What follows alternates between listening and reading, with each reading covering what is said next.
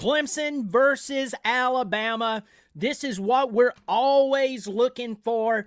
This is what we need. This is not football. It is flipping basketball. Clemson beats Arizona. They're going to play Alabama in the Elite Eight. I know this is the wrong channel for it. Welcome to Clemson Football Live, where today we are not talking about Clemson versus Alabama. 16, 18, 17, 15. I know I did that all out of order. 16, we won the national championship. 18, we won the national championship. Played Alabama in 2015 in Deshaun Watson's sophomore season. Lost by, 5 points? Lost in 17, first round to Alabama. Kelly Bryant was running the show. This is Clemson versus Alabama in basketball. This happened earlier this year. Clemson won. That was around Christmas time. But last night, Clemson beats Arizona. Very shocking win. The Clemson would advance the farthest, furthest, whatever, they've been in over 40 years.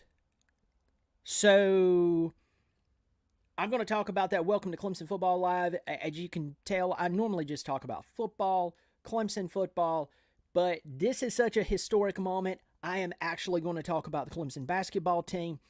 I hope you'll subscribe. If you're new here, welcome. If you're a returning viewer and you're like, man, I've watched you, but I've never subscribed, I hope you'll do it. It's free. I do appreciate it. Now, you're like, Brian, I subscribe to hear about Clemson football. Well, I'm going to give you an update on Clemson football. They're in spring practice.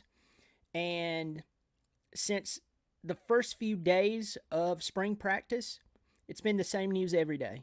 Well, we're looking good. We're starting to get our feet under us. There was a couple of, mistakes here and there, but it was a good teaching moment for us. That's the same old bullcrap that we hear every day. No offense. I'm glad that we're doing spring practice and all this bunch of stuff. We need it. Glad that Wesco's doing good. Sammy Brown's doing good.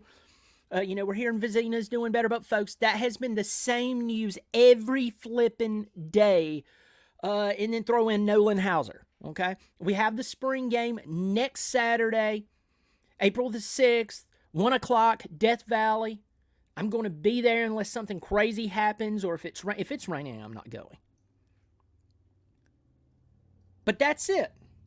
We want college football so bad. I do. And y'all, we are 6 months out. I mean, literally 6 months out. Let me look at my schedule. Yeah. Sunday is the 31st, which is Easter. It's the 31st. 6 months from the date is when we play Georgia, folks. 6 months. No, 5 months. Sorry. Bad math. 5 months. We have to sit here and wonder what's going on. So that's why stuff like the ACC lawsuit coming on. Or coming up. What's that? What am I talking about? By the way, happy Good Friday to everyone. But what happened last night with Clemson basketball is almost miraculous. Clemson is a football school if you talk to people. Now, I'm going to say this. Prior to Dabo Swinney getting here and bringing us to dominance, we were a football school, but we were not anything. We were not that special. We hadn't been special since the Danny Ford days. We hadn't. I know some of you are going, you are a real fan. Folks, I've heard that so many times, I could care less what you say. You're wrong. I'm right. We were nothing special since the Danny Ford days until Dabo Swinney came along and gave us relevance in football again. And we have been known as a football school, and obviously since the Dabo Swinney days, we are really etched into the college sports scene as a football school. Next, you would say a baseball school. But basketball, we've had a few highlights here and there. We've had a few good players here or there, but nothing to write home about. And then Brad Brownell has been at Clemson, 14 years, something like that? He was given a special extension after last year's mismanagement of the team, in my opinion. Neff gave him an extension the very next night. He went out in the first round of the NIT and lost to Morehead State. And I thought, what portal in a very hot place have we entered to where we just don't care? Because the overall consensus for Clemson basketball is this. Well, we do play in the ACC, and it's basically the SEC. What the SEC is to football is what the ACC is to basketball. You have to play North Carolina. You have to play Duke. Then you have to play those handful of teams that within the conference, they beat up one another, but they'll go outside of the conference and win. Now, the Big East is pretty doggone good at basketball. UConn, Danny Hurley, I think right now he might be the best coach in college basketball. But Clemson blew it in the ACC tournament. They started off hot. We've seen Clemson start off hot before. They beat Bama, who will play tomorrow night, 8:49 Eastern Standard Time on, I believe, TBS. It's one of those CBS-affiliated networks, but I'm pretty sure it's TBS. And I told a lot of you, I said, just wait. Because Brownell does, I believe, let me tell you what I think about Brad Brownell. I've said this several times. I think he is a fantastic basketball coach. If you've talked to me, if you know me personally, and we've talked privately, I've told you I think he's a fantastic basketball coach. But he doesn't have to be great. Why? He's at Clemson. You know what Clemson fans sounds like, what we sound like when we talk about basketball? We sound like South Carolina Gamecock fans when they talk about football. You're like, what do you mean? Oh, slow down. Because you can go read, listen, before you get all offended, you can go read the forums, the comment boards on all your favorite Tiger publications. What did the Gamecocks say about their shortcomings in football? Well, we play in the SEC. We've got, what do you expect? I mean, come on. What do we say at Clemson about basketball? Well, we play in the ACC, so you can't expect much. It's not an easy job. I know you don't want to hear that, but it's the truth. So I said, Brownell is a really good basketball coach who doesn't have to be really good. He can become complacent, even if he doesn't want to be complacent. Even if you ask him, he'd probably tell me to go jump off a bridge or something. I don't blame him. He doesn't know me, and I don't know him. But people can become complacent and not even realize it and still be working hard. So they started blowing it. They get into the ACC not championship, not even remotely close to it, get into the ACC tournament and lose to a Boston College team that a lot of teams would beat the crap out of.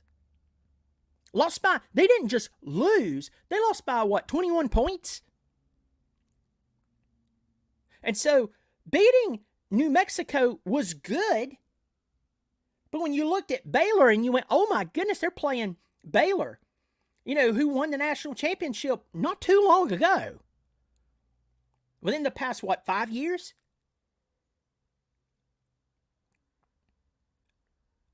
And they step up and play a man's game against Baylor and look fantastic. By the way, before I go any farther, Clemson had great talent last year, and they underperformed. So for anybody who's going to say, well, see, Brian, you should have had a little faith. No, history proves that they have mismanaged talent left and right. Folks, let me tell you, this is what happens when Clemson's talent is optimized. They go to the Elite Eight. They beat an Arizona team that, in a lot of people's opinion, they had no business beating. After New Mexico, beating Baylor was not an easy road. That was not an easy win. Even though that was the round of 32, that was not an easy win. But let me be very clear. Clemson had this talent last year. Clemson has this talent this year. Let me tell you this. This is what they're supposed to be doing. If I am entering a race and I have a better car than everyone else, unless I'm terrible at driving, I'm supposed to win.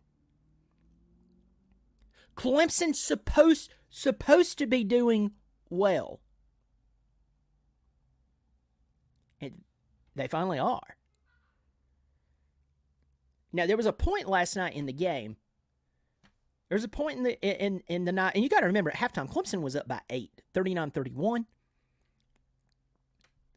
They ended up winning the game 77-72, but there was a point where they were up by about 8 points early on in the second half, and it was like I blinked. I was actually in the grocery store watching it on my phone. And it was like I didn't walk down an aisle good until that 8-point lead had vanished like a vapor. And I went, here we go. Well, it was nice. We got to the Sweet 16. There we go. Can't ask for any more than this. We sound like Gamecocks when they talk about football. We're at Clemson talking about basketball. And they kept it close. We saw Gerard, the best free throw shooter in the country, missed 2 out of 3 free throws, which I was kind of shocked at. A guy like that doesn't miss like that. But we saw P.J. Hall. We saw P.J. Hall doing what he should have got the ball more last year. And we know why he didn't. They were feeding it to another player. But P.J. Hall could have been more dominant last year. But anyway, it's neither here nor there. We're talking about the 2023-2024 season. P.J. Hall looked great. Chase Hunter looked great. Gerard had his mishappenings at the free throw line, but the guy has been automatic, even at the three-point line, several times. Gerard is fantastic at just getting a little bit of separation on the screen and pulling up and knocking the three. So he looks really good. Great ball rotation for most of the game. One of my favorite plays is towards the end of the game. I can't remember the exact minute mark, but I want to say it was within the last 2 minutes. Might even been within the last minute. Brownell calls a timeout, draws up a play, kind of gets Hall mixed up within the players, and then brings him out back. The ball's topped over the top. I mean, it was easy. It was an easy dunk. So, Clemson basketball, they're hitting on all cylinders, starting the New Mexico game. Well, it's New Mexico. It's first round. Play Baylor. Looked fantastic. Knocking down shots. Good shot selection. Good ball rotation. And then they go into that game last night. Now they have to play Alabama. Now, remember, Clemson played Alabama earlier in the season. They beat them. That was one of their big wins for the season. And in fact, I'm going to go back. When did Clemson play them? It was November the 28th. Clemson beat them. I believe that was in Tuscaloosa, 85-77. So that was a quality win for Clemson. That actually was one of the wins that gave them that was a good qualifier for them to go into the big dance.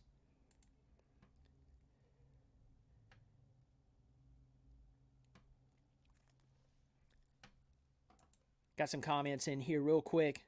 Ireland and Bear, did you fill out a bracket? Who did you pick? I did not fill out a bracket.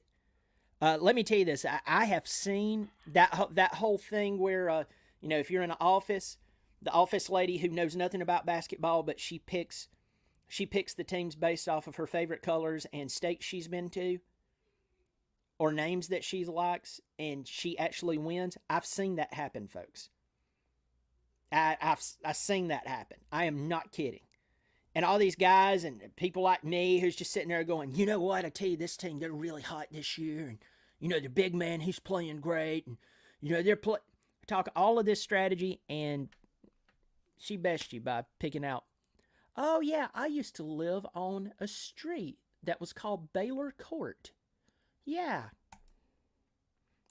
Clemson should have made the tournament last year, though. They got left out because, per usual, they underestimated the ACC conference record, but was good. But had a rough start to the season last year. Thanks, Andrew. Clemson still underperformed last year. They should have never been on the bubble. And what was that guy's name? Tyson. He was selected what, second overall, or not second overall, in the second round, not second overall. I kept screaming at the TV. I know y'all like him, but PJ Hall is your key to winning, and we see that that's right. PJ Hall was the key to winning, and it's just anyway. We see, no offense to that young man, but we see which strategy got them to the Elite Eight and which one couldn't even get them into the big dance. So, I mean, history proves that right there. But, let's talk about Clemson versus Alabama, as I said, tomorrow night, which is Saturday night, 8:49-ish.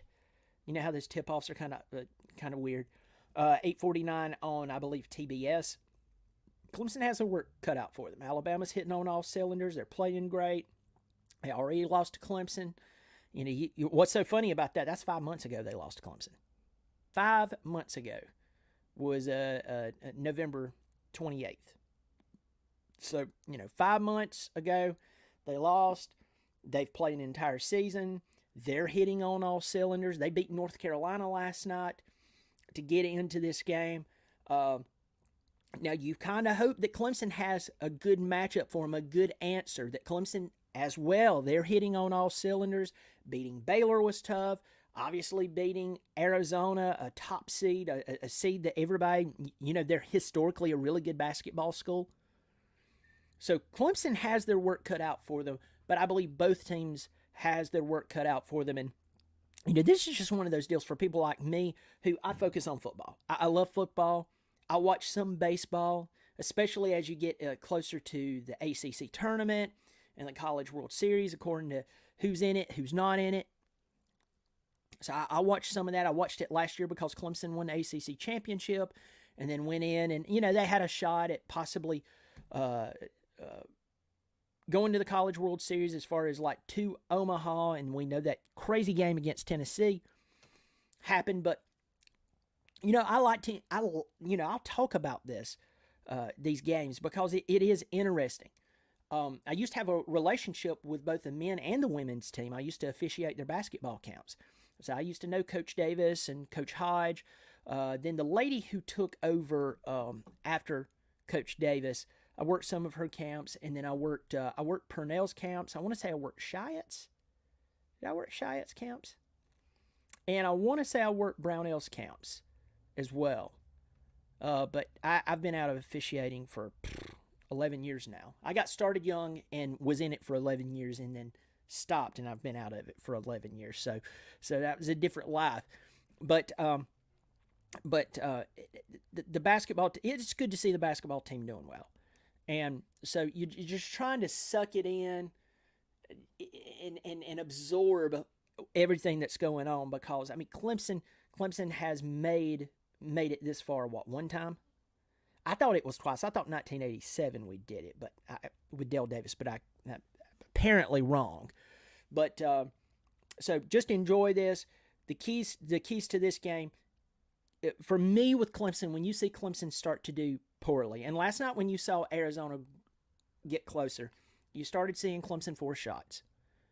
Poor ball rotation, quick shots. There was that one point where Clemson, towards the end of the game, last 5 minutes of the game, we saw Clemson jack a couple of shots, get the rebound, kick it back out. Oh, they just threw up a shot.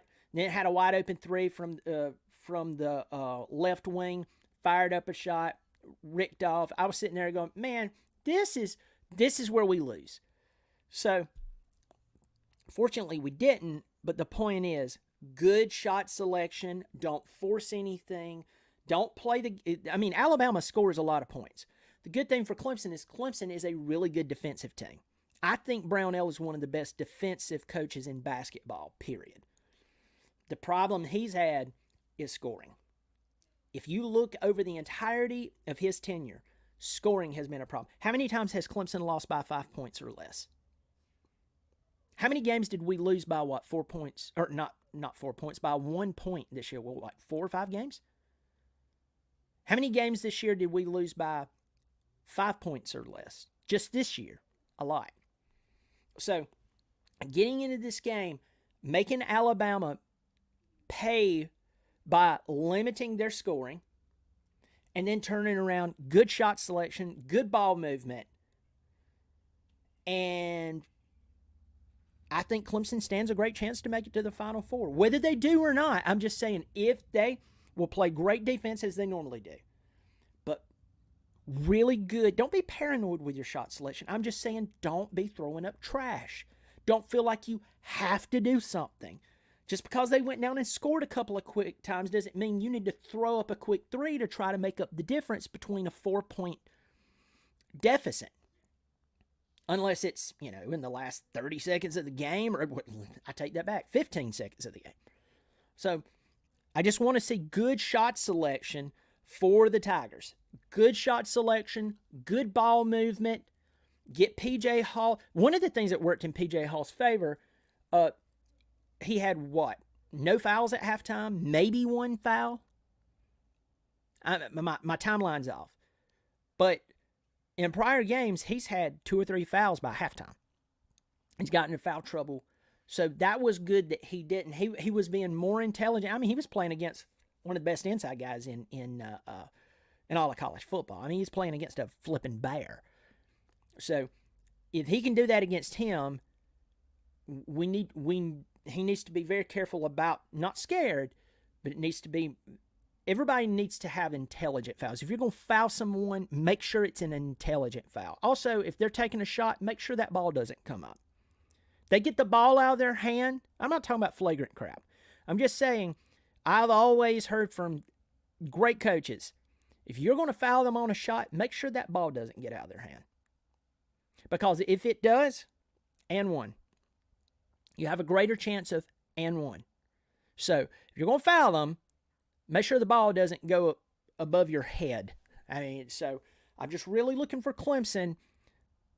Good ball movement, good shot selection, and just continue to play good defense. No stupid fouls, and I think you make it to the Final Four. So, folks, thank you so much for joining me. Quick in here, Jonathan Benton, one more win and we hang a Final Four banner. It's unbelievable. Yeah, it's unbelievable. It's crazy what happens when a really good coach who can coach at a high level, but it's just, I'm not even going to go into that. Brownell has got them here. I'm glad he has. I think this is more of who he is, and maybe this will spark something inside of him to continue to push the team.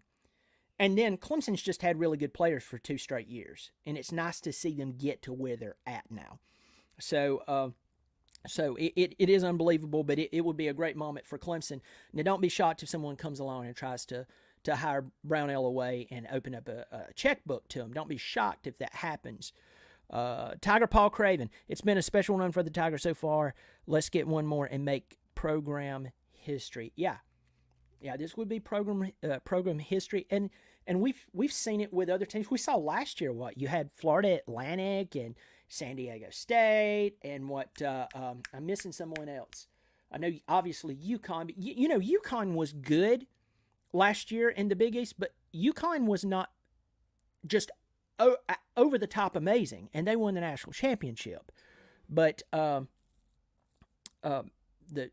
truth is, Clemson has a really special chance to make it to the Final Four. I hope they do. Obviously, we hope all they have to do is win 3 more games. They have a national championship. But folks, you know me, I pump the brakes. Let's just try to get to the Final Four right now. I mean, you've done something that you've only done one other time in history, and it was before I was born. So hopefully that will happen. So let's talk about Clemson football live. As I said, I'm going to, unless something crazy comes up or if it's raining, I won't be at the game. But if it does not rain and nothing comes up, I will be at the spring game. Hopefully, I'll see some of you around there. I've ran into people over the past several times I've been there, and it's always good to talk to people, meet them, and just chat. So I'm going to try to make it out there. As I said, 5 months. In 5 months is the first game of the season for Clemson. We're now inside 5 months from week 0. That week 0 is pretty dull except for Florida State and Georgia Tech playing in Dublin, Ireland. So remember that will happen. That'll be an interesting game. So kind of wondering, is that a trap game for Florida State? Georgia Tech's playing a little better ball. We know DJ has had development problems. Anyway, that's another video.